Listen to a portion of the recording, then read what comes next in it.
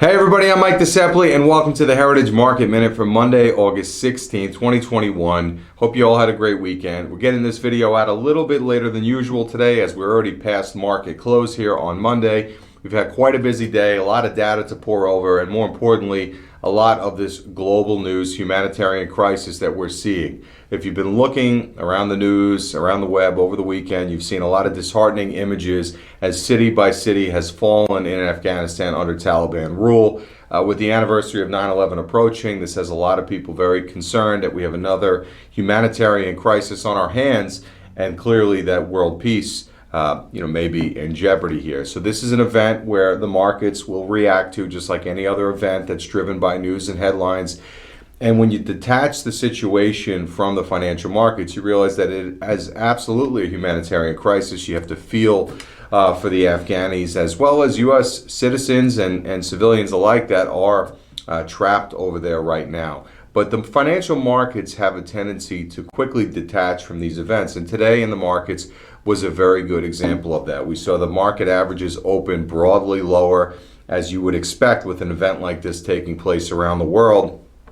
But quickly buyers started to step in. By the end of the day here today, two of our three major indexes were positive on the day. And many would wonder, how is it possible for markets to continue to rise in the face of this humanitarian crisis in the Middle East? And ultimately, this all comes back to, it all boils down to that the financial markets, while they do evaluate headline risk, and they certainly are concerned with world peace, they have a tendency to see through these events and get back to focusing on finance. And it is difficult, on a day like today where you see these disheartening images from what's going on over there in the Middle East.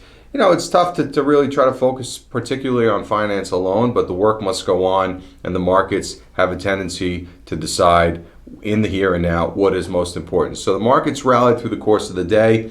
Likely some dip buyers, if you will, stepping into the market, seeing some opportunities for some stocks that were beaten down this morning. This week it remains to be seen. How will the week play out? What other news events will unfold coming out of Afghanistan? And more importantly, how will it affect the markets? We did have some news here on the economic front this morning. The New York, they call it the Empire Manufacturing Index, based in New York, gauging manufacturing activity in the state, had a very big drop. Expected reading was around 48. Numbers came in about 17. So that's a big miss.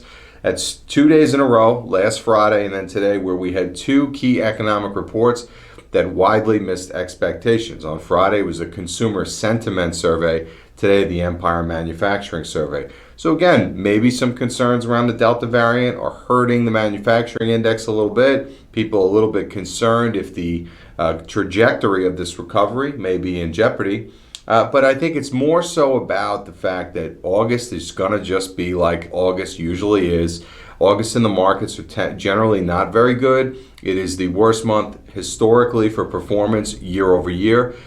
A lot of folks want to know why is that. We think a lot of it has to do with just depressed volumes in the market. People are on vacation. People are more concerned with other things. And it allows a news event like we're seeing here today to take a stronger hold on the market and move it around in different directions. The rest of this week, we will see some more earnings reports from retailers. Will be important to get a feel for how these retailers are doing.